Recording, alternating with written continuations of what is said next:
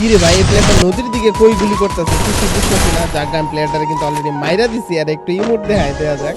এই আমার পাশ থেকে মারতেছে, তাই ভাই রে পুরো ভাই আবার নক করে দিছে। শিট ম্যান, সমস্যা নাই ভাই, 3টা প্লেয়ার রাশ করতেছে, তাড়াতাড়ি শুরু মেরা উঠা পড়ি ওরাই না আসার আগে।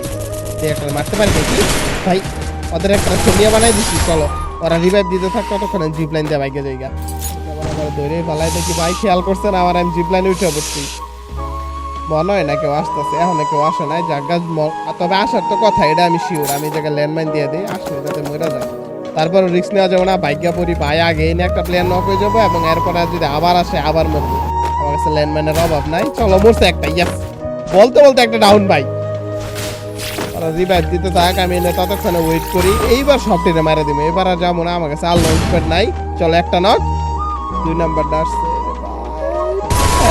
চলো 2টা নক, লাস্ট প্লেয়ার। ভাই লল খাও ভাই, চলো পায়ের ঘুরে পড়ে থাকো।